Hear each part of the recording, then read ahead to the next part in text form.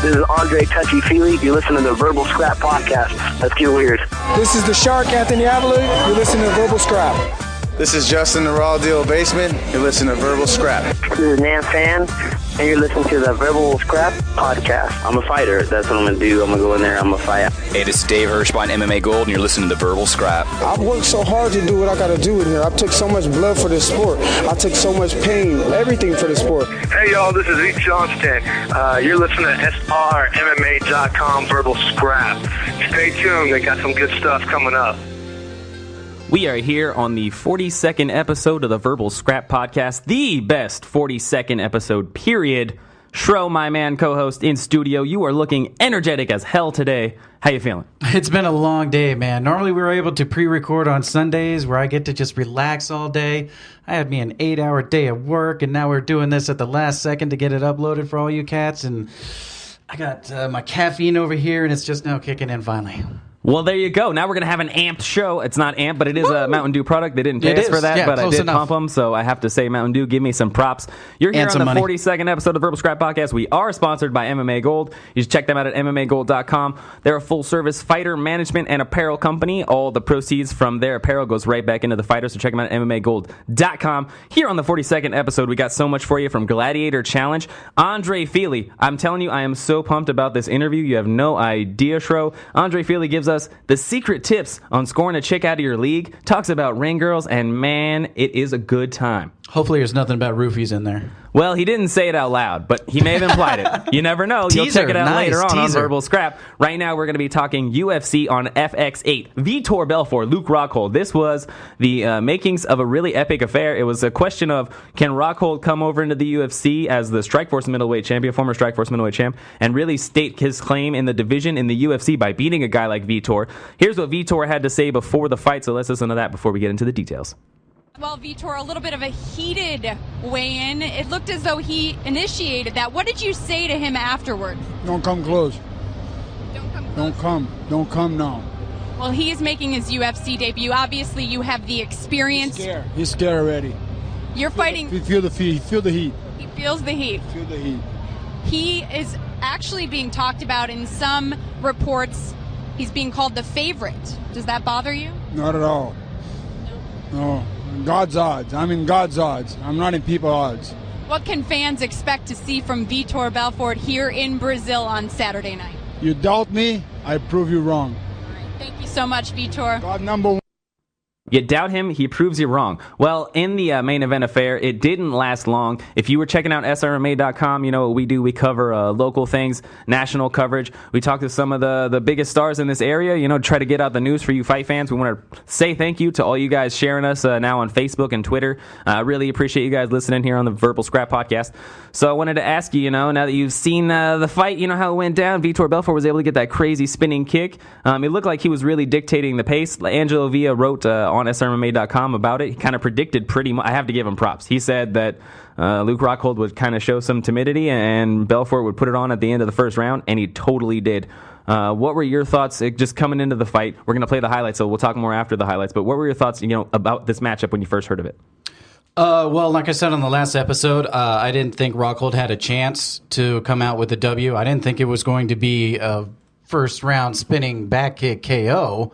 Well, I mean, he did smack him a bunch afterwards. True, yeah. Stoppage due to strikes on the ground. But, yeah, that what started it. I was not expecting that. I don't think anybody was. And actually, the commentators during the fight were mentioning that. We've never seen this from him before. Oh, my God. So, no, the W went to the right guy that I called, but just the way it did, I was shocked.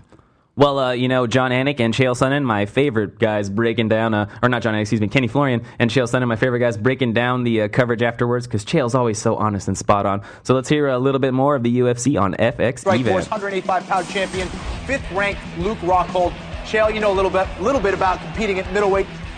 How do you think this fight's going to go down? I love this fight. First off, you never want to miss Vitor Belfort. This is one of the most explosive, if not, you know, let's just stipulate, this is the most explosive fighter in the UFC. He finishes guys, he finishes them in the first round. He's taken on the former champion Luke Rockhold. Now, Luke is the favorite, which kind of surprised me a little bit because he's got three big things against him. It's a main event. It's in Brazil, and most importantly, it's his first time in the UFC. Emotionally and mentally, that's a lot to deal with. Well, a lot of people probably think Rockhold is the favorite here because he's been so consistent. This guy is a true competitor. He has it in his blood. His dad competed in the NBA. His brother is a professional surfer. So Luke Rockhold, for me, has been one of the most consistent performers in mixed martial arts today. But Vitor Belfort, for me, is kind of the question mark because he can be hot and cold. Vitor Belfort, when he's on, he's practically unbeatable. And when he's off, anyone can go out there and possibly beat him, especially if you bring it to the later rounds. If Rockhold can get Vitor tired and bring this to a decision, Vitor really doesn't have good luck with decisions. Yeah. I wanted to ask you, Shro. I mean, I said before the fight, I thought it really depended on which Belfort showed up. The guy that goes in there and just annihilates people, or the guy that's been shown to be cautious and eventually, kind of lose faith in his abilities.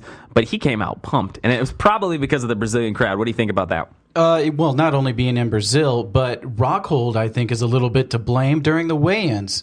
You just teased a giant. You energized him big time with that stunt at the weigh-ins. So, I mean, I think anybody that has not watched that, you really need to watch it because Belfort's reaction is scary. He points to the crowd and he's like going across his neck like, oh, that guy's dead tomorrow. Don't worry about it, Brazil. I got this. So Rockhold, really, he just woke the beast up.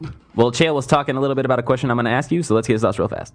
Chris Camozzi, who's stepping in on very short notice. He's going to take on Jacare Souza in the octagon. Jacare, a former Strikeforce middleweight champion. He trains with Anderson Silva. He currently sits at number 8 in the official UFC rankings. Kenny, tell me, how impressed are you with this guy, and how's he going to do in the UFC? Jacare is an absolute beast, Joe. I heard about Jacare back when I was competing in the Mundials, the Brazilian Jiu-Jitsu World Championships in Rio. This kid, Jacare, who was a purple belt at the time, was submitting everybody. And he's done that all the way to the black belt level. So he's another guy that's going to be in the division. And, I wanted to ask you, they talked about, does Belfort get, a shot at middleweight, sometime soon in the near future? And I know Jacare was also on the card. He looked really good. Yes, he did. What are your thoughts about Belfort in the middleweight title matchups? Belfort in the middleweight title matchups? Well, who is? There's people in line before Belfort right now, I mean, isn't Silva's fighting Weidman. I'm just saying. What do you think about Belfort getting a shot?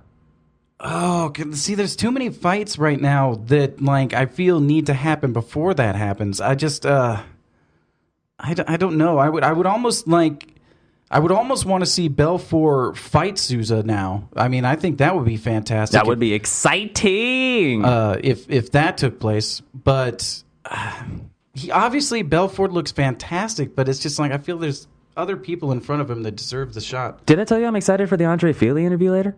I heard that. It's great. I was so excited to get that guy's comments on how to get a chick outside of your league, and you guys are going to want to know here on the 42nd episode of the Verbal Scrap Podcast. If you're checking us out on Facebook /SRMMA or on Twitter @SRMMA tweets, feel free to share, anything any questions you have. Feel free to hit us up. My email is jw@srmma.com. Mark Hunt, Junior Dos Santos coming up, man. Do you like when the big guys fight each other?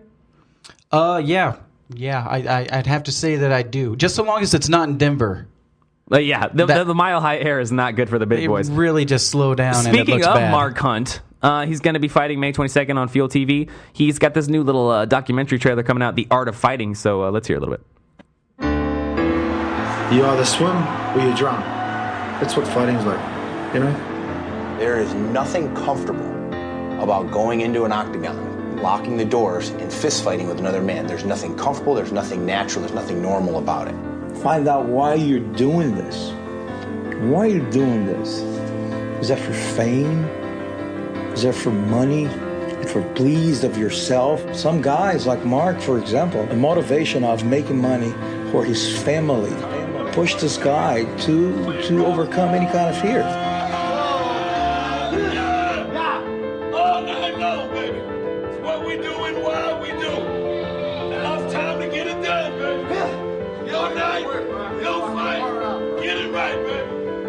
When the bell kicks off in that ring,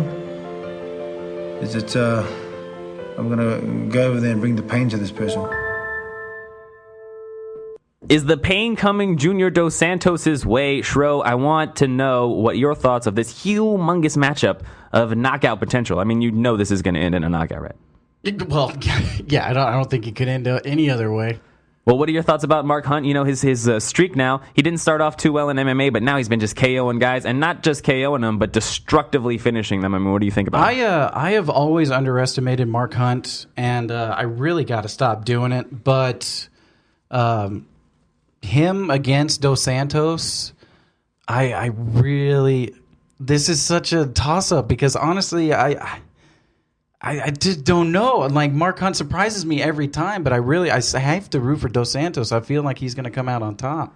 Well, you're hearing the Verbal Scrap podcast right now. You can also download us on iTunes. Please subscribe. It is totally free. You can check us out with like Around the Horn and stuff, which is some of the podcasts I totally download. And we're on the same level on iTunes. You can check us out on your podcast center. I mean, wherever you want to check us out, hit us up on Facebook and on Twitter. Now, Shro, what about Anderson Silva? Did you know he's going to be fighting Chris Weidman soon? Did anyone happen to mention that to you?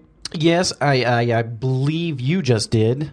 Just now? Just now. I'm the only person that... Definitely knew that fight was coming up. And I don't want to look too far ahead, but when the teaser was given out that John Jones might fight Silva, like that literally is all I'm thinking about, which is a disrespect to Weidman, I know. It's just, we've all seen Anderson Silva just handle every opponent with ease. So it's one of those things where I'm almost not even focusing on this fight. I'm just like, all right, get this one done, and then seriously, just let us know for sure if John Jones is going to fight Anderson Silva. Well, we'll check out the UFC 162 Silva versus Weidman promo. Shout out to Nick the Face who made it. Not Tro from SRMA. He didn't make this. I did not make that. He's not Nick the Face. He is Nick the Voice. That's why he's here on the Verbal Scrap podcast. We'll check out this promo, and I want to ask you some Silva retirement question because that stuff definitely came up. The most successful fighter in mixed martial arts history is Anderson Silva. He is #1 with a bullet. He's an amazing fighter. He's an incredible athlete. The guy is an artist. He is the greatest fighter of all time. This is a different kind of striker. Are you kidding me? I think he really is trying to send a message here. Looking to finish the fight. Another brilliant performance. I'm not the best. I just believe that I can do things that people think are impossible. Look at Silva. I mean, that's just amazing. And again.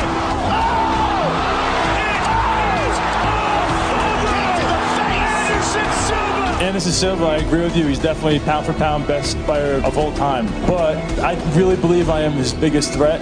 I wouldn't be asking for this fight if I didn't believe it.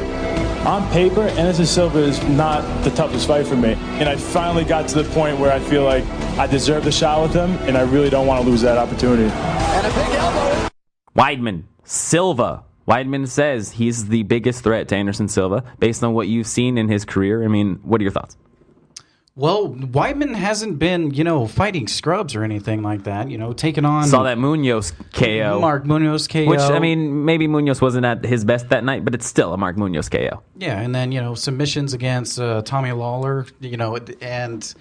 Look, the guy is good. He's clearly good, but at 9-0, is he ready to take on the best fighter on the planet? Well, we're definitely going to see that at UFC 162. I wanted to take this minute to highlight a show coming up here in the Sacramento area. June 1st, Titans Cage 5. Multiple champions are going to be defending their titles or going for titles on the card, including Angelo Baby Monster Trevino out of Team Alpha Male is going to be defending his title. If you want ticket information, check out thetitanscage.com for more.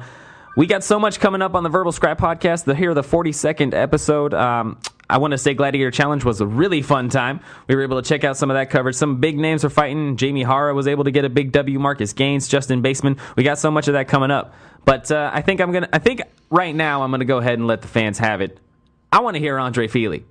You have been. Was it that interview that you thought I did it was going to be Did good? I mention I did an interview with him, and it was great. Always fun to talk to the West Coast fighting featherweight champion, Andre Touchy Fili. Hopefully, we'll be talking about him fighting in the UFC sometime soon and knocking out some other guys in his division. But let's hear Andre Fili's thoughts on dating the ring girl hotties, how to score chicks out of your league. Oh, he also talked about Justin Buchholz, who was able to defend his title in Showdown Fights in Utah recently on May 10th with a big knockout win. So shout out to him, a Team Alpha Male member. So Andre Fili discussed all that and more. Let's hear it now. This is JWA from SRMA.com. We're here at Gladiator Challenge. Had the luxury of talking to West Coast Fighting Featherweight Champion, Andre Touchy-Feely. How you doing today, sir?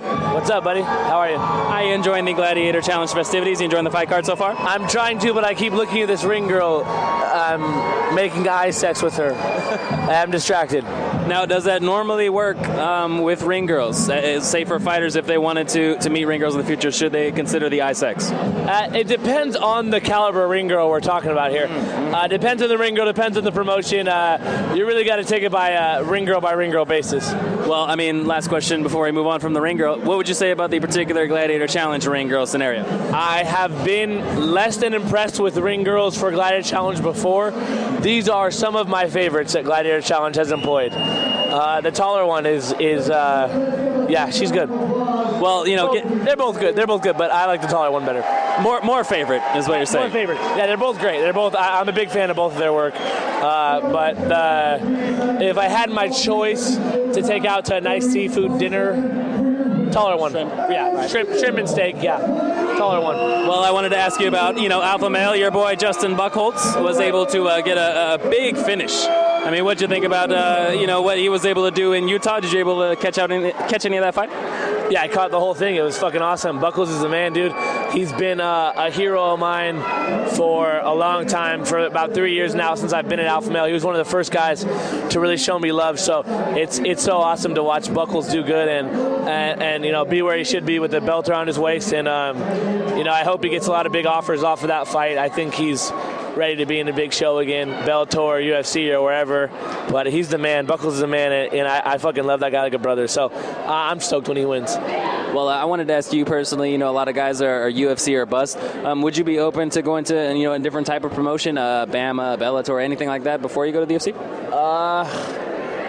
I mean, it's up in the air right now. I don't want to say anything too damning, but who knows, man? There's good things coming, and I'm just excited. I'm taking it as it comes. I really don't know what my next step is. I just want to keep winning fights and keep having fun afterwards with my friends. That's what I'm worried about. Well, some fun you've been having. You're doing a lot musically. I mean, tell us more about some of the new It's Godzilla tunes. I personally like the I can't think of the name. It's like Skunks. Really don't have a Skunks don't have a Skunks don't really have a beginning or end. It was very interesting to me when I heard it. I like the song. I mean, tell us more about the music, the direction you guys are going in, what you guys are working on now. Oh, that song you said you like is actually just a song about growing up and being scared about getting old and remembering like good times when we were like 14 and like stealing our parents' car and like driving around with like 9 people in a 4-door car and getting in trouble and being little assholes. So that song's really special to me. It's about like my close friends and Boss Biz, which is my crew of friends. And musically, we just started making music again. We took a little break so I could get ready for my fight. Now that's over, we're back to making music. We're going to play a little show on May 26th, so we're getting ready for that. And I'm just excited, man. It feels good to have a little free time and play some music and act wild for a while before I get back into fight camp and get ready for the next one. And where are you guys going to be playing at? I think we're going to do a big house party show. That's our favorite, man. We play venues, local venues, but we like to throw big parties with all of our friends and clear out a room and just dump our equipment in there and just play for all of our friends and get crazy. That's our favorite environment. We're kind of like a party band, We like to play at parties with all our friends.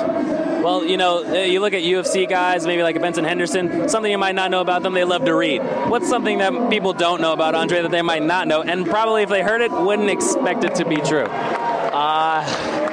I don't know. Hard questions here on Verbal Scrap. Yeah, right. I don't know. I mean, I like to read also, but mostly it's comic books because it's half pictures, half words. So like that. Yeah, like I like to read, but not too much. I like to also look at pictures. So I'm a big comic book nerd. Some people know that about me, not a lot though. I'm a huge comic book nerd, and maybe that's my thing. Yeah, I'm a comic book nerd, I guess. I'm a total dork. Like, if you knew me in real life, then you'd know I was a total fucking dork, and I'm not like a cool guy. I like comic books and hanging out with my friends, eating pizza. That's it. Well, you're a man around the Sacktown area. If you had to pick one place that fans would most likely catch you hanging out if you were out and about with your friends, where would that be? Honestly, we go out, sometimes around Sac, but more than anywhere else, we party at my house. Me and Anthony Avila, the 155-pound West Coast champ. 11-1 fucking stud, my good friend Anthony Avila. We're roommates now. We got a big 5-bedroom house in Natomas, and more often than not, we just have people come to our house and fucking party with us there because, like, we get to party and we don't have to leave our house. We can stay in our boxers, you know? Like, if I get to party with people that are close to me and stay in my underwear, that's a good time. So that's really what we like to do. We might go out a little bit, but usually the party's at our place, which it will be tonight as well. Well, I had 2 more things for you. One, I kind of like to get your dating advice when we get an opportunity. You seem like a guy very debonair, very cool with the ladies. I try. I do what I can. It doesn't work out that well, honestly. Say someone in particular, you know, a male is looking to catch a girl who might not be in his ballpark. What would you say a man would need to do to get a girl outside of his ballpark? It's about confidence, man. No girl's out of your ballpark. You got to believe that shit, you know? Even if a girl acts better than you, she's not. We're all on the same playing field, you know? You got to have confidence and believe in what you do, and just remember, no girl's really that cool. If she turns you down, whatever, there's a lot of other girls way cuter than her. You find me the cutest girl you can, I'll find you a guy that's tired of putting up with her bullshit. You know, no girl is special enough to make you feel bad. So, you know, swing, and if you missed, then swing again, whatever. Well, last thing I wanted to ask you, what would you say has been, as a fighter, as a musician, just as a person, one of the more interesting sayings or some things you heard from a family member or a friend, something that you've heard that's really kept you going and you really keep sacred? Really stuck with me. And there's a lot of really good sayings that I've hold with me. I guess just to continue on with the last question, I would say to remember, you never lose your girl, you just lose your turn. Well, you can find more post-fight coverage at SRMA.com. I want to give you a chance to give some thanks and shout-outs. Go ahead, Andre. I wanted to thank Leviathan Tattoo, West Coast Nutrition. I want to thank Gold Country Bail Bonds, Folsom PLA Skateboarding, and Lucky's Barbershop. Also, can I propose to the ring girl? If you do propose to her, you must wait for the next episode of Verbal Scrap Podcast. Okay, I want to propose to her like on this thing though. I'm looking at it right now, and like honestly, I just need that girl in my life. Well, you know, if you see Andre Feely proposing, you'll hear it first at SRMA.com. Thank you so much for your time, champ. Thank you. We're back here on the 42nd episode of the Verbal Scrap Podcast. Shout out to Andre for giving us his time. I appreciate it. Good luck to him in the future, and hopefully he gets another humongous fight, and I can get some more information on how to pick up hot chicks. I'm just saying. He's got all the info. I mean, he's a champion fighter. I'm sure he knows how to pick up chicks, right? I mean, you would think. And I'm sure that's not like a negative in that hash mark. Oh, yeah, I'm a champion fighter, you know. No, it's got to be a pickup line. First pickup line when I walk into a bar, if I'm a championship fighter. Hi. I'm a championship fighter. You know you want me. But yeah, shout out to him. Gladiator Challenge, the American Dream card went down on May 18th out at Thunder Valley. Some of the big names on the card, Henry Cejudo, Olympic gold medalist, was able to get a huge TKO victory. So many things went down, so many titles. You had Hunter Worsham defending his title. Clinton Faust was defending his title. One of the things that I was most interested in was the first fight of the night. Christian Cotter took on Billy Brand. It was a really close split decision. It went Billy's way. We were able to speak to Christian after the fight to discuss his thoughts. So let's first hear Christian. It's Jay Watt from SRMA.com. We're here live at Gladiator Challenge. Post-fight, we're talking to Christian Cotter. The fight didn't go your way. You lost a really close decision, but it looked like you had a lot going your way during the fight. A lot of takedowns. You used your wrestling to your best abilities. I mean, what did you think about what Billy brought your way inside the cage? Well, first of all, he's a good opponent. He's very strong. I was a little bit surprised because he's more a Thai guy, but I didn't see as much as I expected. I was expecting leg kicks, head kicks, body kicks. He got me once with one that I really felt, but other than that, I was not taking anything away from him. He's a good kid, but I was expecting a lot more to stand up wise. And then on the ground, I dominated it pretty much. He did get a re-roll on me. He did pull off the full mount, which I give him respect for that. That's good.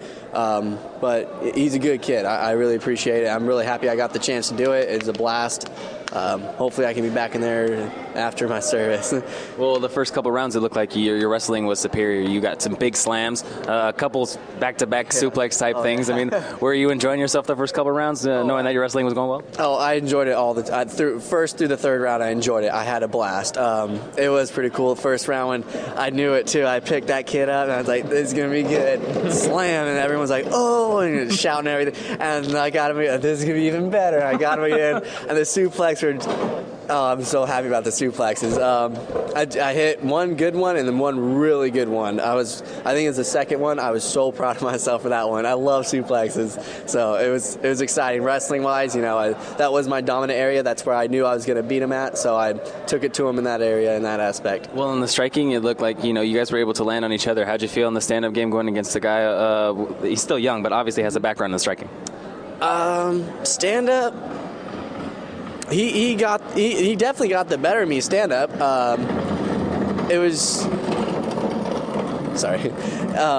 Stand up. He definitely got the better of me in the stand up aspect. Like I said, I was expecting a lot harder. He is young, and so am I. But I was just expecting a lot more harder hits, definitely more kicks, like I said. But it was pretty good. On my stand-up wise, I'm pretty satisfied with it. That's not where I come from. I'm not a stand-up guy. I knew that. So going in the fight, I knew I'm not going to try to spar with this kid. He's going to mess up my nose like he did. But it was cool. I liked the stand-up. It was fun. Well, being your first experience, I mean, what was it like getting in there in the cage finally, and especially having your parents there, your mother, your father, your sister, everyone there just supporting you and living moment to moment with you? It was great. Going in there, I wasn't very nervous at all, actually. I was very shocked out nervous. I was not. I was pretty chill. I was relaxed. I just when I woke up this morning, I was like, I just want to get it done with. I want to do this. I want to go in there and have some fun. With the fact that everybody showed up was great. I had my whole, Team Cotter crew out there. That was great. And the support was amazing. The support was great. Just having everyone, even people that weren't people who I invited, they were coming up, hey, man, good job, great fight, and that was just amazing. So. Well, do you have any shout-outs you'd like to give before we let you go? Yeah, shout out to Team Mixbury, definitely.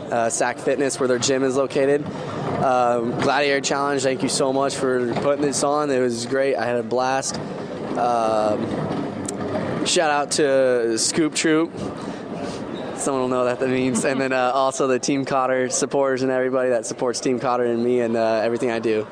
Well, you can find post-fight coverage at SRMA.com. Thank you for talking to us, Christian. Thank you. The winner was from Team MMA Gold, Billy Brand, also a Muay Thai champion. He was outstanding. He picked it up in the third round, was able to pick up the victory. We were able to speak to him after the fight, so let's hear his thoughts.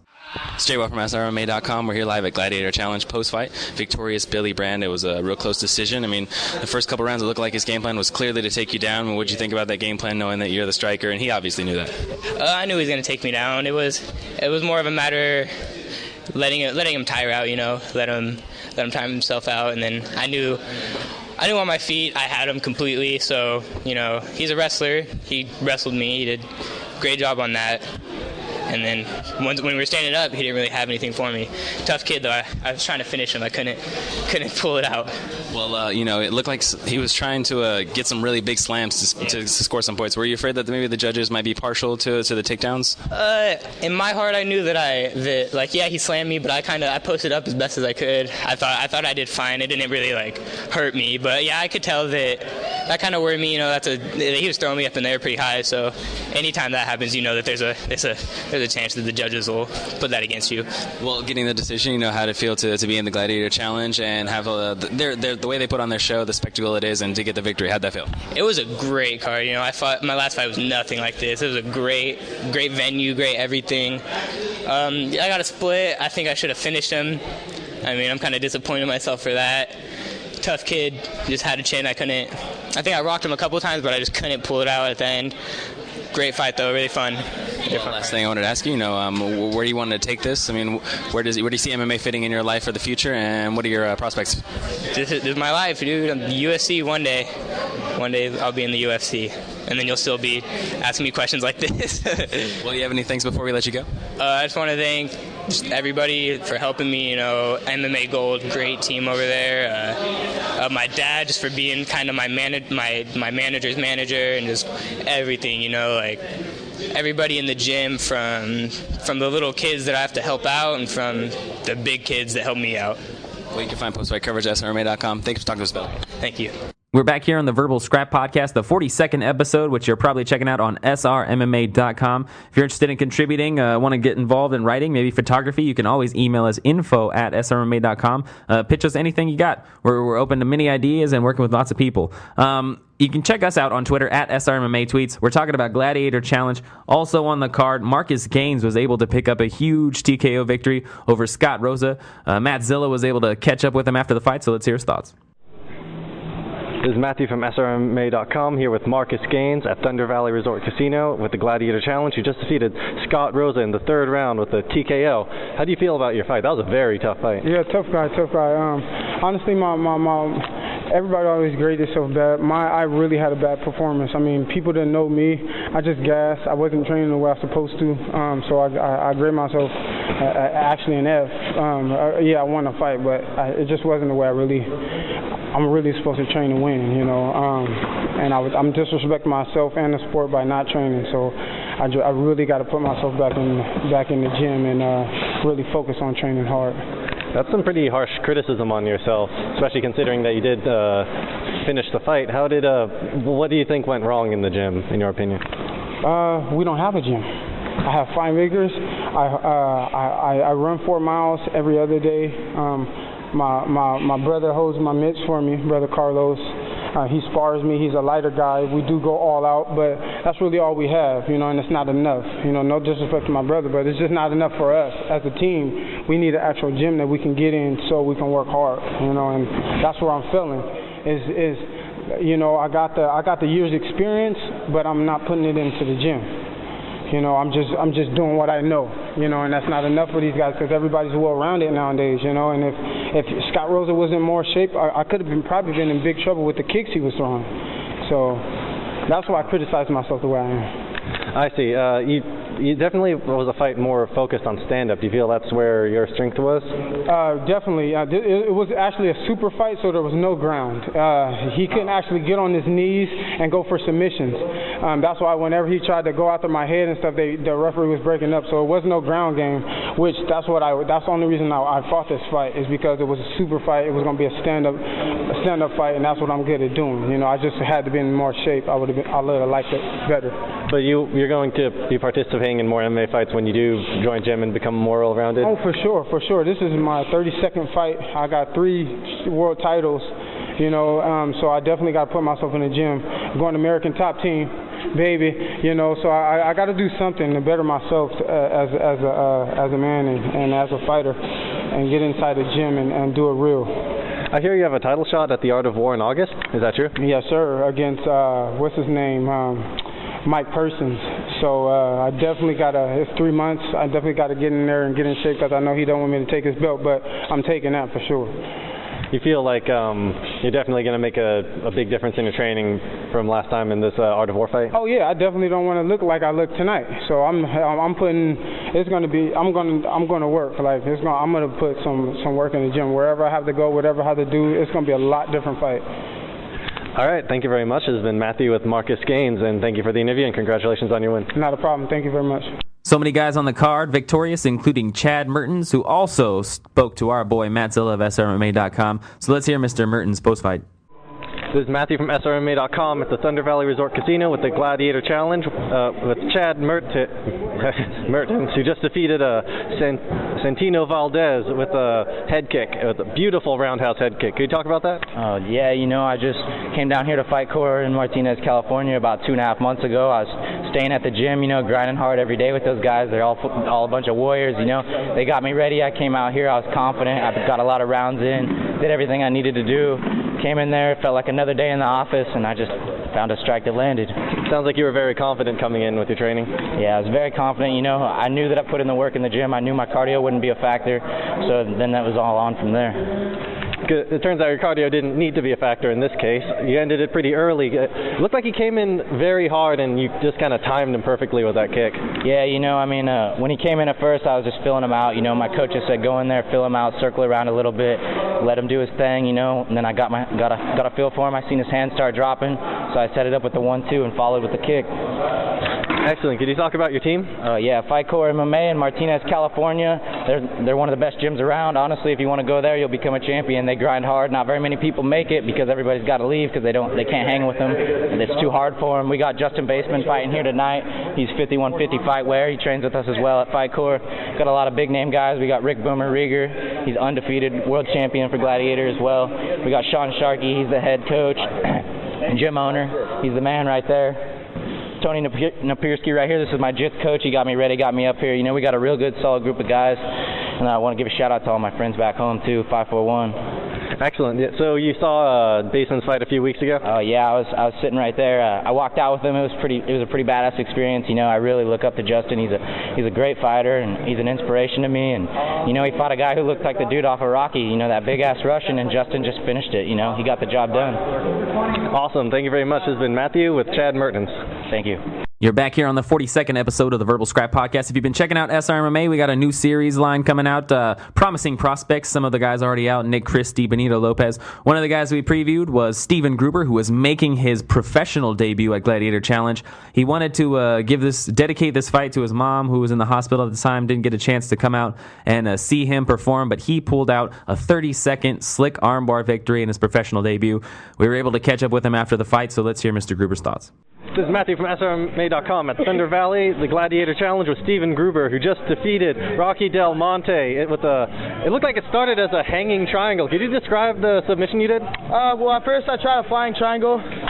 He picked me up, tried to rampage me, so switched my position, ended up in an armbar, pulled out with the victory. Awesome. So is this your first professional fight, I understand? Yeah, it's my professional debut, actually.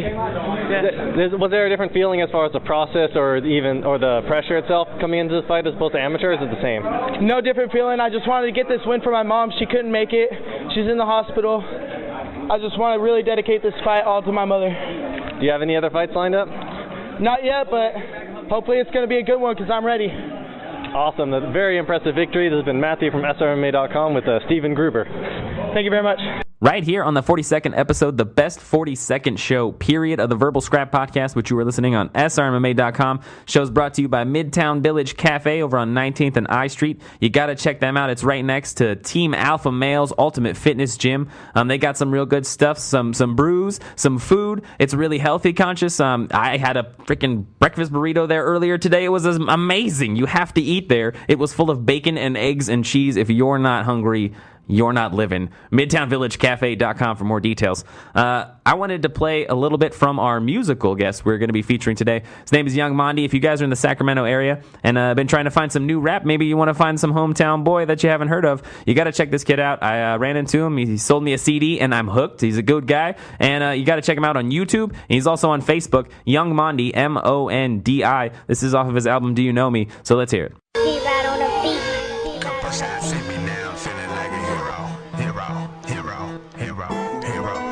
Shots in me now, I'm feeling like a hero. Couple shots in me now, I'm feeling like a hero. Couple shots in me now, I'm feeling like a hero. Folding paper like origami. I ain't even bring my wallet. Just this ID and paper. Tryna sip till I vomit.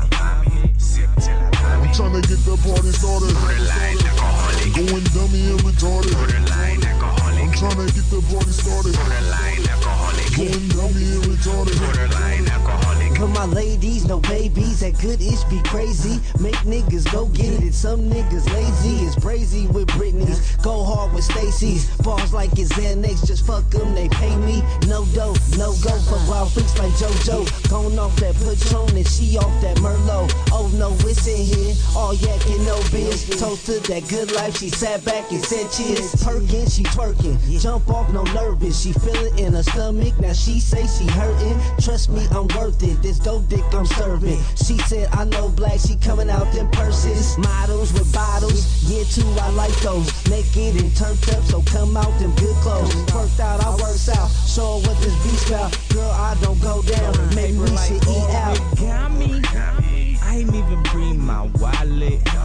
Just this ID and paper. Tryna sip till I vomit.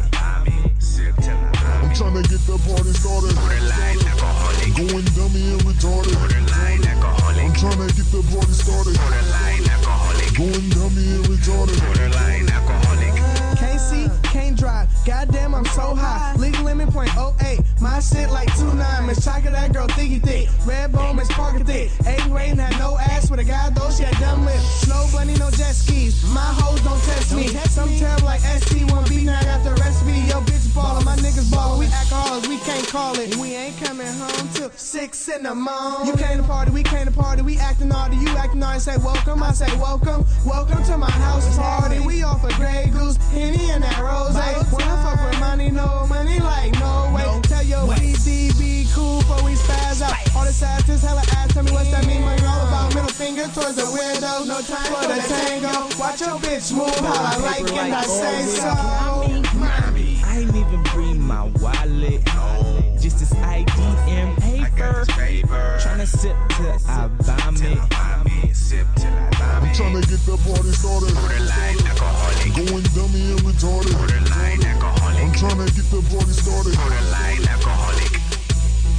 Borderline alcoholic. Couple shots in me now, I'm feeling like a hero. Hero, hero, hero, hero, hero.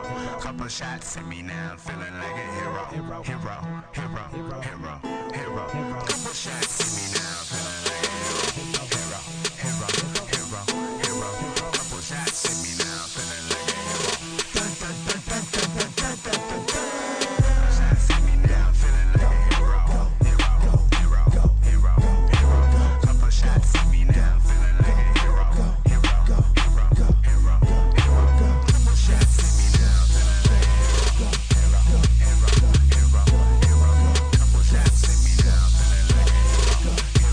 Hero, hero, hero, hero. Back here on the Verbal Scrap podcast presented by SRMMA.com. We've covered a bunch of stuff so far. UFC on FX, Vitor Belfort pretty much showing Luke Rockhold he's got to work on the stand-up game if he's going to make it further in the UFC.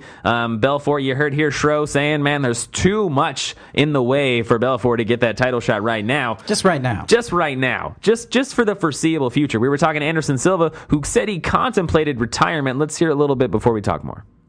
About your friends, the Nogueiras. Why do they mean so much to you? The Nogueira brothers is the part of my family. I love these guys because the guys help me stay together in my dream. Because one day I talked to Rogério and Rodrigo, I no more fight, bro. Was that after Pride when you thought maybe I'll just stop and the Nogueiras convinced you to keep going then? Yeah. The time Rogério and Rodrigo talked to me, I don't have nothing. If my dream is lost, Rodrigo talked to me, hey, come on from my house, I help you, don't worry, come to here, train together. I finished my contract in Pride, I broke the team, I go, the guys talk to me, hey, you no fight more in Pride.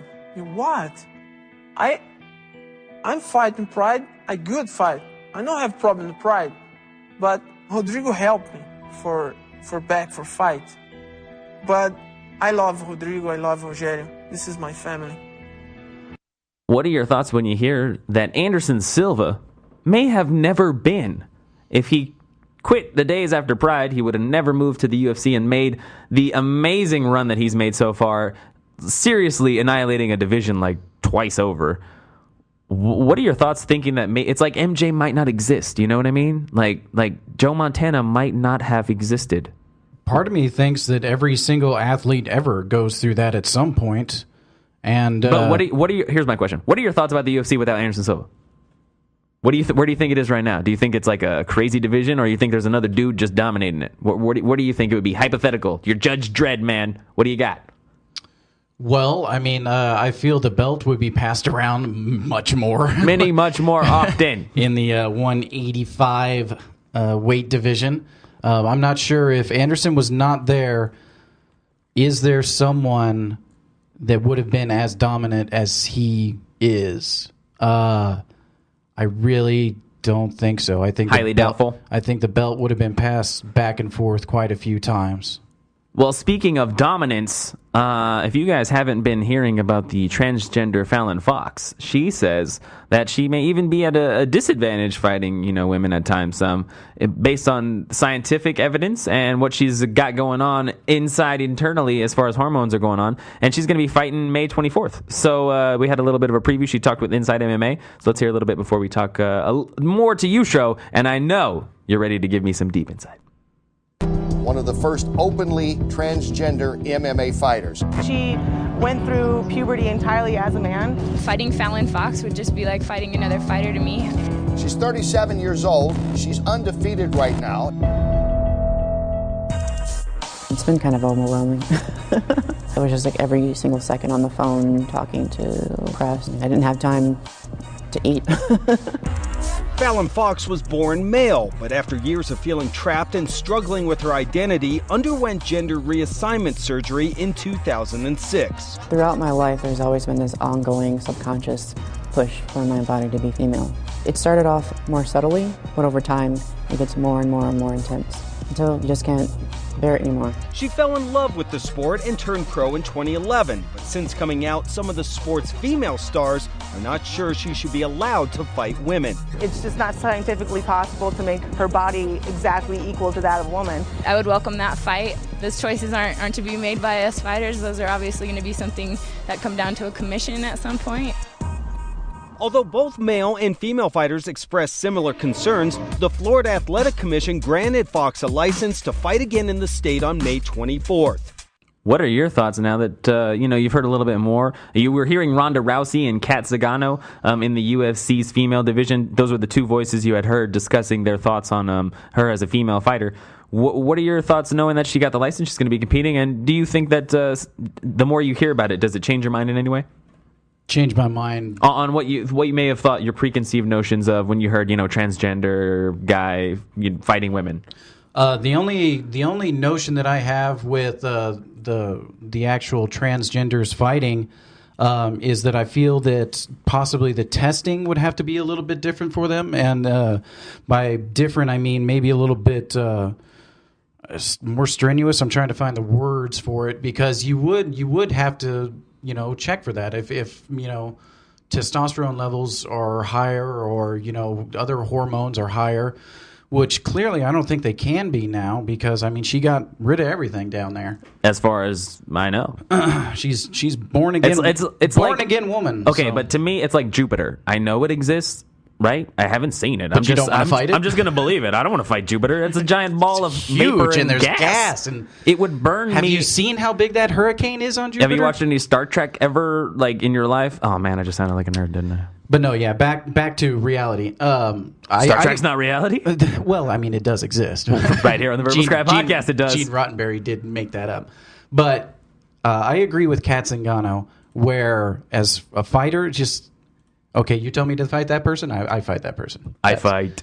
I think that her mentality and her attitude towards it is really what everyone's should be, I feel. And I really just hope that she's not getting too much flack about this, which, there's always going to be the negative crazies out there. And the other thing to take into, if she wants to continue being a fighter, sure, Florida allowed her to, but what other states are?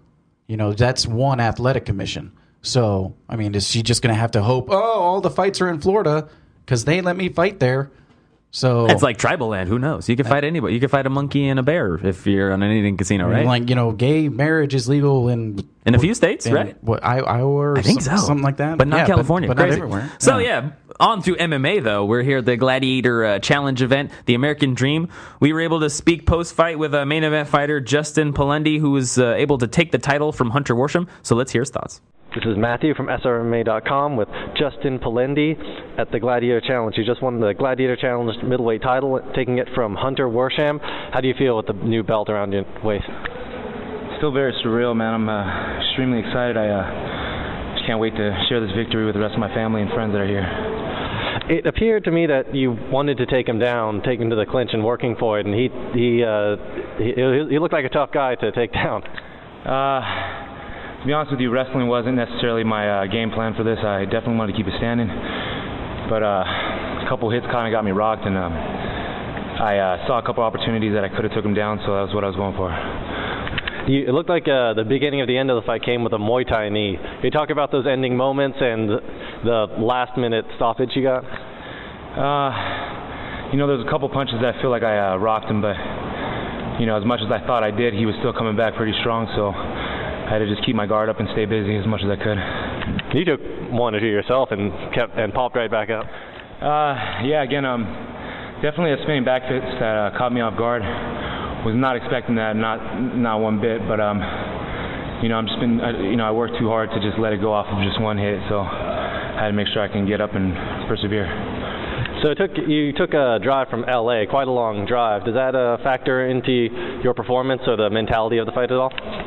One thing I told myself about this fight is coming up here was definitely getting out of my comfort zone, and that's what this fight was really all about, was just trying to overcome some things that I knew were going to be a little bit new to me, and again, just getting out of my comfort zone was the key about this fight. Can you talk about your camp?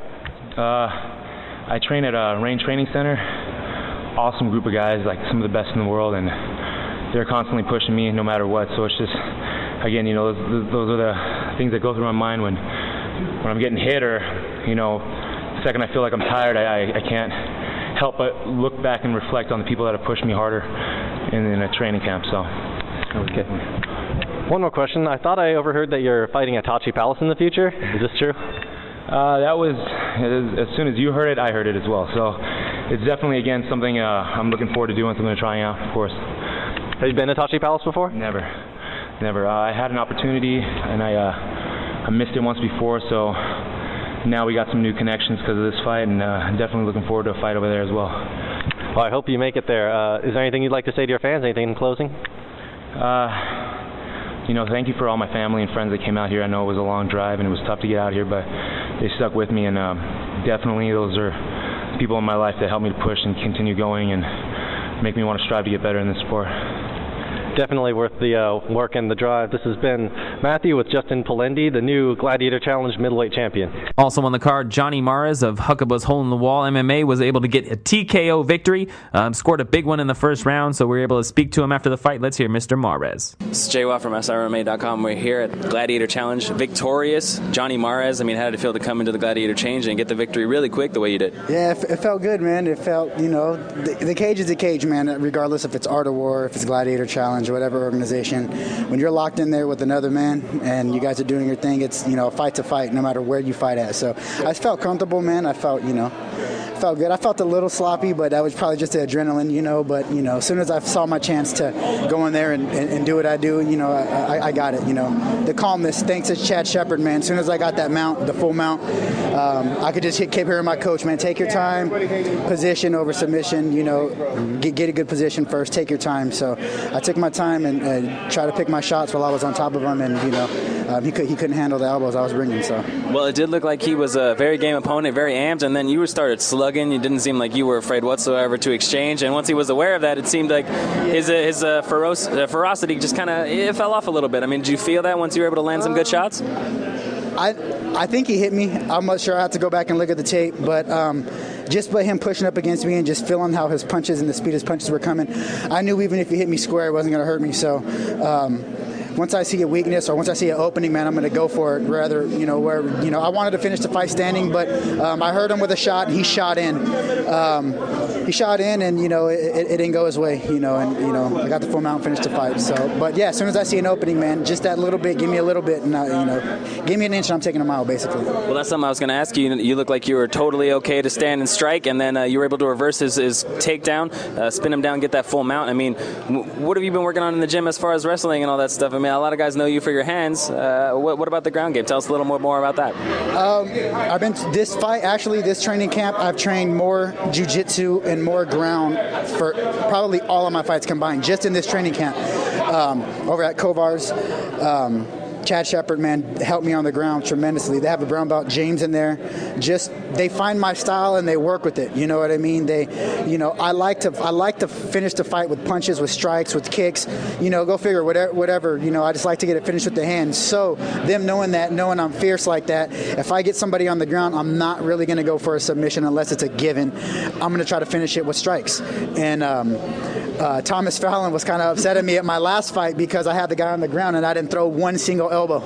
So he was like, this fight, man, I want you to get off on some elbow. So finally, as soon as I found openings, it was hard to come around his punches. He was doing a pretty good shot of blocking punches. So I just figured he can't block elbows. So I just started raining down those elbows finally, you know. I heard him hit him with a couple clean elbows, and that was the end of it. So. Well, and I had two more quick little things for you. I mean, one, this is the last one before you drop down to 155s. You're going to be fighting for the Art of War title. What do you plan on doing in your time off to get down to the right weight class and make sure that you are able to maintain all your power and stuff from the higher weight classes? Nutrition, man. Diet, training. I'm back in the gym Monday. You know, that's it. Back in the gym Monday. The right diet. I got a nutritionist. The right diet and training. Man, I'm in there 4 or 5 days a week. So the 155 will come pretty easy for me, I think. So. Well, shout outs, thank yous before we let you go, sir. Shout out to all my team that helped me. Everybody at the Hole in the Wall, MMA, Kovars, all the guys that helped me. Chad Shepard, Thomas Fallon, Nick Christie, Dave Huckaba, Chad Shepard, you guys, Metal Cage, all those guys helped me out tremendously, man. All my support, man. If I didn't have support, if I didn't have the love, I wouldn't really be successful. So thanks to everyone that's been there supporting me. So we can find more coverage at SRMA.com and more Art of War coverage coming soon. Thank you so much for your time, Johnny. Thank you. Also on the card, Jamie Hara of Carnage MMA was able to pull out a second-round submission victory over Jeremy Rosales. Those guys went back and forth. It was a really fun fight, one of my favorite fights of the night. We were able to speak to Rosales after the bout, and he talked about what a privilege it was for him to fight Hara and his future thoughts. It's Jay Watt from SRMA.com. We're here live at Gladiator Challenge with Jeremy Rosales. You just got done fighting Jamie Hara. You know, it didn't go your way, but you seem like you had a lot going your way, and during the fight, you were able to bring a lot his way. I mean, what did you think about the overall experience? It was great. I love stepping in with real professionals, you know, and Jamie's a great professional. I hope to be doing it as long as he does, and I'm very happy that he took the fight. I wish I could have had a better outcome, but you know, there's always rematches. Well, it looked like, you know, even at weigh-ins, you guys were really respectful of each other, and it seemed like all was well in the MMA world as far as animosity. I mean, do you try to go in and respecting most of your opponents? Do you ever feel any sort of anger towards anyone you're competing against? They have to start something with me for the anger to come. I let the beast run in the cage, but I do battle, you know, and Jamie's a seasoned veteran, and we went toe-to-toe, man, and he was a better man tonight. So, I respect him a lot, and I wish the best for him.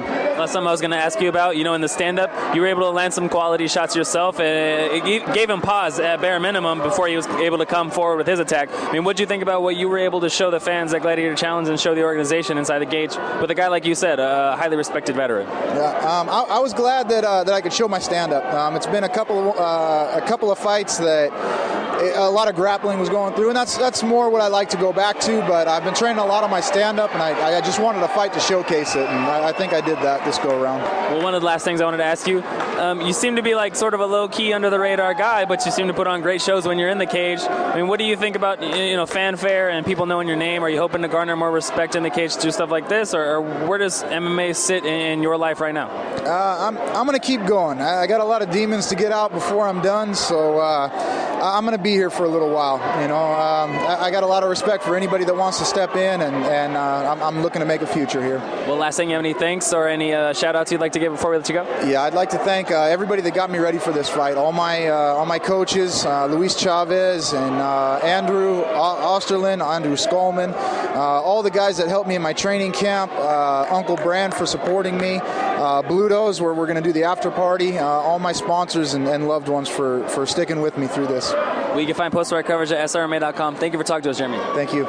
Justin the Raw Deal Baseman was able to win a 185-pound Gladiator Challenge title by earning it was a close fight. It was a decision victory. As far as, you know, he was able to go in there. He was able to punish, you know, Robert at times. And then, you know, they exchanged. And it looked like at times they both caught each other well. Baseman said that he was hopeful in a Max Griffin fight later on down the road. But we'll see what happens. Justin the Raw Deal Baseman. Let's hear it now. It's Jay Watt from SRMA.com. We're here live at Gladiator Challenge post-fight. Once again, seems like we keep getting another post-fight victory interview with Justin the Raw Deal Baseman.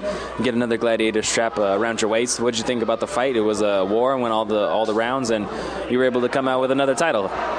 Yeah, you know, as you guys know, I just fought 2 weeks ago, and it was a pretty tough fight. But at the same time, I was okay. I took some leg damage, but I was training again after 4 or 5 days. So I told my manager, Riley, I was like, hey, let's look around. And just so happened we got a last-minute call to fill the spot for the international belt fight, and it went good. So I'm happy. I wasn't too happy with my performance. But, hey, it doesn't always go how you wanted. I got some good shots, and I feel okay about it, but I just didn't feel 100%, man. I felt about 80. I thought I felt better than I really did, I guess, but hey, got the W, and I feel good about that. So, well, taking the fight, were you taking it more of staying active? Was it something you saw in the opponent? Did you just want to fight for Gladiator? What was your choice process behind getting back in it? I just told Riley, I said, hey, just look around. Let's see what's up. I didn't have any certain fighter or any certain organization or anything. I was just like, hey, I'm hungry as hell. I trained my ass off for that fight 2 weeks ago, so I was still feeling pretty good, man. I thought I was feeling better than I really am, but yeah, we just got this last second and got down here and made it happen, so it was good.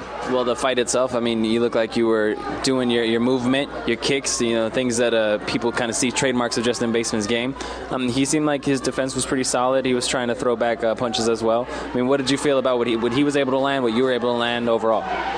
Yeah, he was real strong. He hit me with one good right hand.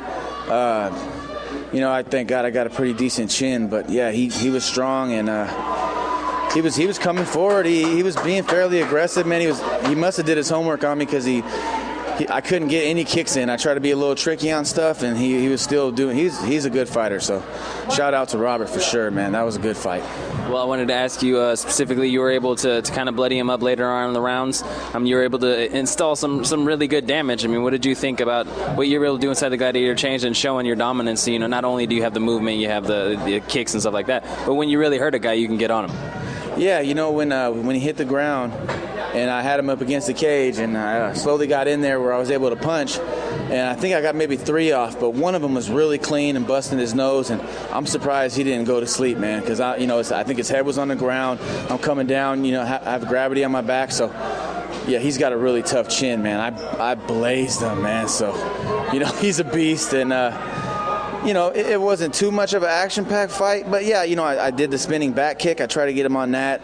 I did a couple tricky shit. I hit him with the spinning back fist. He ducked it, but I was trying to do what the fans want to see, man. That's for sure. So, maybe next time I'll be able to get something crazy off and make the damn highlight reel. Well, one of the last things I wanted to ask you, number one contender for WFC belt. Max Griffin just said that he's going to be fighting Dom Waters. What do you think about a potential fight, for West Coast? Do you think that that's going to be a matchup they're able to make, depending on my schedule? And if it is, what do you feel about that matchup? Yeah, I really want to get back with Max, because if you really look at it, when I fought Max, my record went up, or my ranking went up, and then I fought Keto, and he took my ranking in a sense, and then Max came back and beat him, so he took the ranking back. So it's more than a belt, it's the ranking, and Max said it was and it was a close fight, but I want to say that it should have been a little more clear than that. They make it sound like it's so close. It was back and forth, but if you look at the fight and you watch the third round, I dominated. I took him down. I came aggressive. I had him in a storm, and nothing like that ever happened to me. So I think that's what got me the W. But, I'm not taking away from Max Griffin. He's a tough guy. I know he's getting better and better, and so am I. So I heard that we might fight at West Coast 7. So we'll see. I might go back and do like an interim belt fighters. I don't know. Everything's still kind of in the air, but I do want to get back with Max. And he's fighting, like you said. I might even get on that card too. So we'll see. I'm trying to stay busy, and I would love to fight Max again and get that belt back. Last thing, shout-outs, thanks before we let you go. Yeah, of course I want to thank 5150. Wouldn't be here without him. MMA Gold, shout out to Dave. Thank you for everything. Bite Me Mouth Guards, McKinney, Fight Core, thank you guys for everything. Sean, Rick, Chad, all you guys over there. I see you guys. I couldn't do it without you. Blood Happens. I want to thank Rick at Reno Academy of Combat. He's been a huge help in training over there at the gym, and it's an awesome gym. Go check him out. Get Some, MMA KO. I love all you fuckers over there. Liquid Nitro, thank you for everything. Vicilia's, Creative Printing, you guys, of course. Johnny, you're the damn man. Always have been. Probably never changed. Family, my daughters, I love you. I'll be back, and I'm just going to keep collecting these goddamn belts till the UFC has no choice to take me. Dana White, you're probably not listening, but if you are, I'm coming for you. You can find more post-fight coverage at srma.com. Thank you so much for talking to us, champ. Hey, thank you, everybody. Henry Cejudo, U.S. Olympic gold medalist, was able to continue his unbeaten streak at Gladiator Challenge by earning a TKO victory. We were able to talk about him and what he plans on doing in the future, you know, his thoughts and his work in society and the community and helping people out. So let's hear what he had to say. This is JWoww from SRMA.com. We're here live at Gladiator Challenge, post-fight, victorious Henry Cejudo.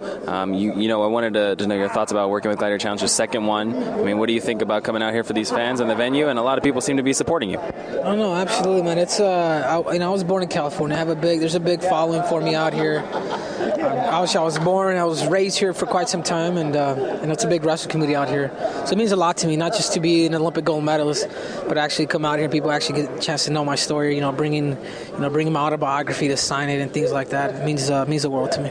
Well, that's something I wanted to ask you before this fight. You know, being an Olympic gold medalist, what do you think about the Save Wrestling movement? And what are your thoughts about, you know, the way that wrestling is being treated currently with the Olympic situation? No, absolutely. I mean, I fight. Wrestling has given me an opportunity to travel the world, to change lives, to be an inspiration. More importantly, you know, I was a kid who grew up extremely humble, and now I get a chance to give back because of the sport.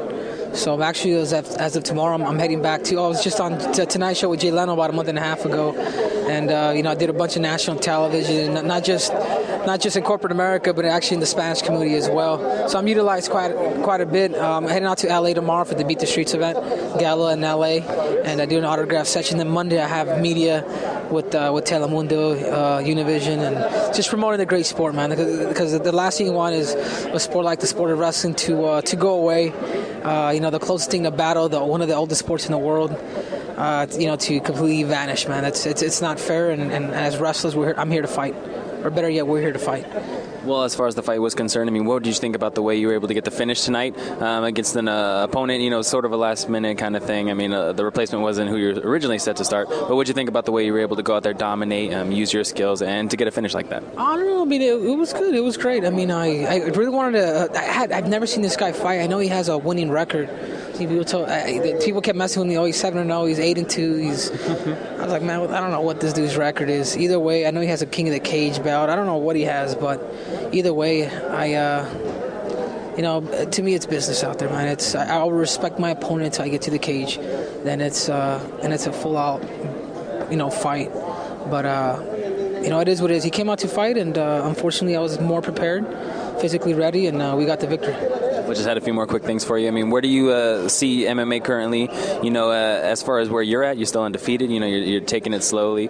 But I know this has definitely got to be something that you see as being the next big wave in what you're doing, being the star that you are, you know, bilingual, knowing more fans, bringing them towards a sport that fans that might not even know the sport. I mean, where do you see MMA as a whole for you? I know it's not just fighting.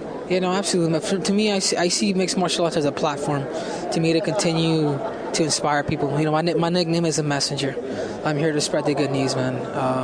Whatever that may be, man. If it's sharing the American dream, if it's sharing my dream, or selling you the dream, I'm just here to help people, man. Be an inspiration.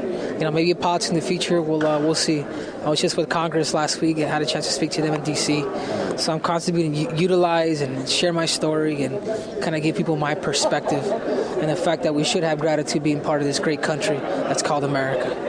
Well, GC said, you know, number one contender spot. I mean, where do you think, you know, you're sitting now in the company and what you want to do? I mean, you wanted to go out there and maybe get a strap? Sure. I mean, whoever I talk to my agent, talk to my coaches and see what fits us best. As of this point, anybody that could really beat me at 125, I would respect them, and I would consider retirement, to put it to you that way. I mean, I prepared extremely hard. I trained 6 hours a day, not just going hard, but actually knowing the technical aspects of each and every individual sport, and then mixing it all together. And you know, I do some odd things that people kind of like are thrown off by. You know, I do a lot of stretching, a lot of meditating, and I don't lift any weights. I try to stay as limber as I can. My strength is my wrestling. My strength is I get it through combat, and that's all I do, man. I am someone that's very strong-minded, very strong-minded. You can talk stuff to me on Twitter, on Facebook, whatever you want.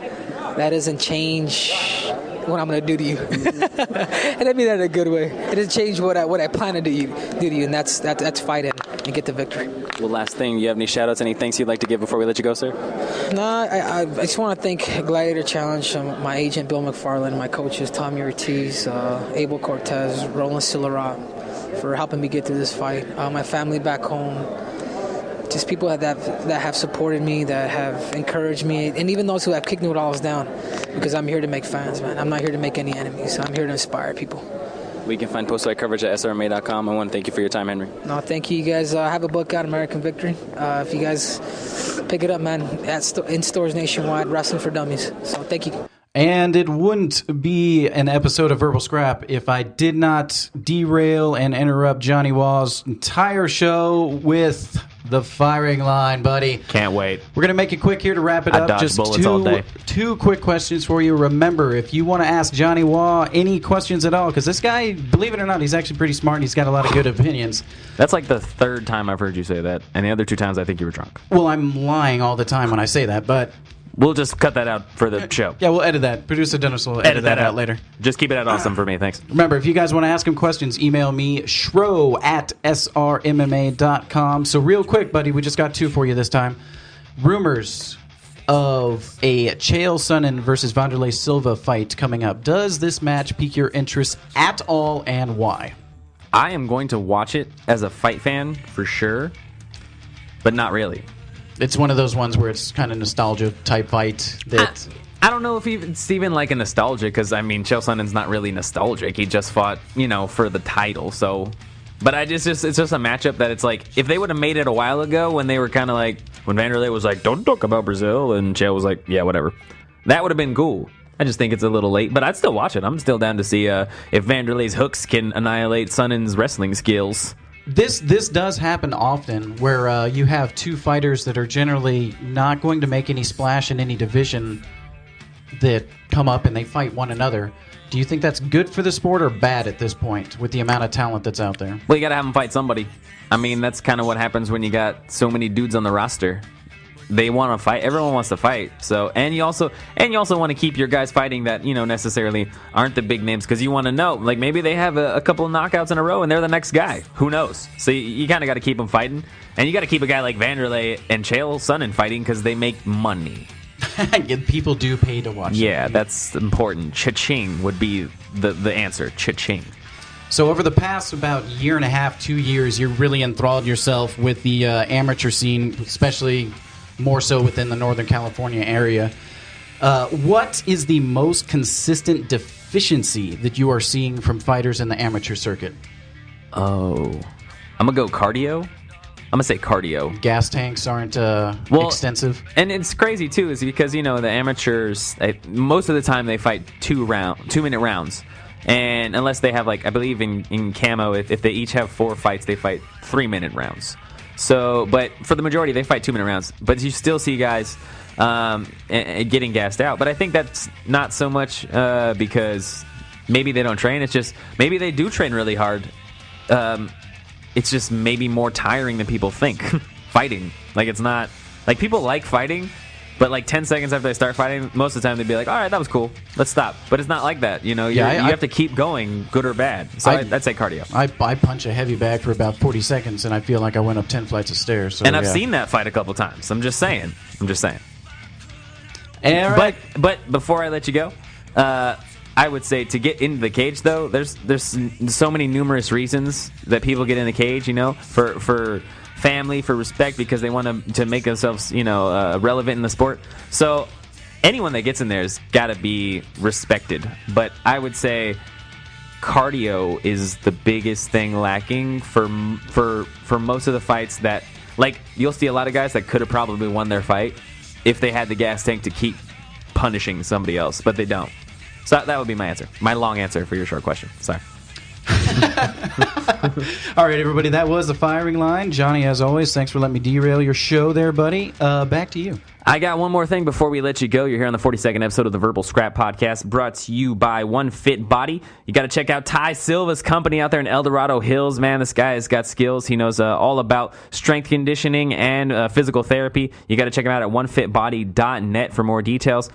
Brian Caraway, you might not have heard, his Pat Healy recently lost, I believe it was like $100,000+. $160. We'll go with that. Excuse me. Was it 160 or 130? It was a lot. We'll just say it's a lot. $100K plus that was given to Brian Caraway because Healy tested positive for marijuana after the fight, and I guess it was up to Caraway to take that money, and he did. And he was a lot of people, including like Nate Diaz, who got in trouble for his tweet, were really mad about that. So Caraway responded, and let's hear it. You know, I am friends with Pat Healy. I grew up, fighting with him the last 10 years. He's been in the Northwest. I think the guy's a stand-up dude. He's a stud. I've known he's been a top 5 fighter in the world for a long time. And, it's just unfortunate this happens. But, it's not my job to decide who writes the checks and where the submission, where the money goes for the submission of the night. I was just fortunate enough to get a submission win over Johnny Bedford in the 3rd round. And the situation sucks for Pat, but I got to live my life as well. Do you feel that Pat Healy's punishment fits the crime? It's not my job to decide. I'm not the Athletic Commission. I'm not Dana White. It's not my job to decide, what's legal, what's not legal. I'm not a doctor. So it's hard for me to say. All I know is, Pat Healy was aware that was against the rules, and I'm sure he feels bad enough about that. And I feel for the guy. I did another interview, and I felt like I was a little brash towards the whole marijuana thing. And it's not the biggest deal in the world, but it is a rule, and it's broken, and it sucks. And my thought before I let you go is, I think it might be sort of unfair for the guys that are upset. Caraway's in a position where he either has to say, "Yeah, I don't want that money. Sure, why not? I don't want $100,000. Don't give me $100,000 because somebody broke the rules." That's an unfair position. It's like, hey, Shro, you want $100,000? Or your kids say no. It's one of those weird things, and I wish we actually knew. Now, would Caraway get the money? Or, well, obviously we know he's getting the money, but what I'm actually asking is, would Healy end up forfeiting it, and then does Caraway not have it at all? Like, was that decision where there was? Because if the money is going to either disappear and go back into the UFC, or it could be claimed by Caraway, then, right there, it's like, I found a bag of money. Like, Healy's going to lose it anyway. Why the hell shouldn't I have it type thing?